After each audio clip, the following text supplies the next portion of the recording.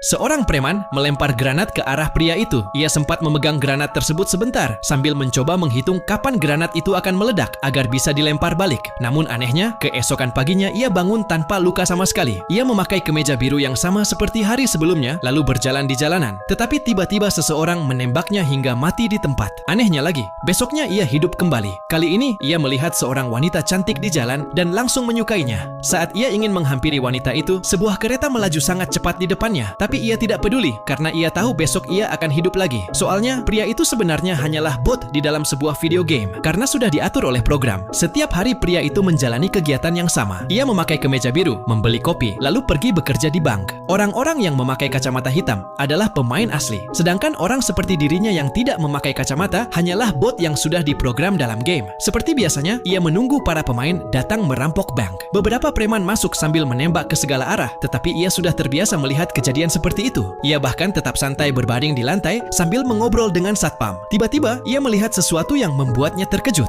Wanita yang dilihatnya kemarin muncul lagi. Untuk mengejar wanita itu, pria tersebut mencoba meminjam kacamata hitam milik seorang pemain. Namun, ia malah dipukuli sampai babak belur. Meski begitu, akhirnya ia berhasil melawan dan mengalahkan pemain itu. Saat ia memakai kacamata hitam tersebut, semuanya langsung terlihat berbeda. Banyak tanda muncul di mana-mana, dan ia juga melihat kotak P3K di tanah. Ketika ia mengambilnya, semua lukanya langsung sembuh. Para pemain yang jatuh dari tempat tinggi berubah menjadi tumpukan koin. Setelah koin itu diambil, uang di rekeningnya langsung bertambah ribuan. Karena uangnya bertambah banyak, pria itu pergi ke toko dan membeli sepatu yang sudah lama diinginkan. Namun, tingkahnya yang aneh membuat para programmer mulai curiga. Mereka mengira pria itu adalah hacker, lalu mencoba menangkap dan menghilangkannya. Pria itu tidak tahu apa yang sedang terjadi. Ia hanya bisa berlari untuk menyelamatkan diri. Saat bersembunyi di pinggir jalan, ia melihat sepatu barunya. Ia menekan tombol pada sepatu itu, lalu melompat tinggi ke udara. Tetapi para programmer segera mengejarnya. Karena tidak punya tempat untuk kabur, ia terpaksa melompat lagi. Para programmer mulai kesal dan mengaktifkan mode dewa. Mereka membuat tangga di antara gedung-gedung agar bisa terus mengejar pria itu. Saat berusaha kabur dengan putus asa, pria tersebut akhirnya tidak punya pilihan lain selain melompat dari tempat yang sangat tinggi.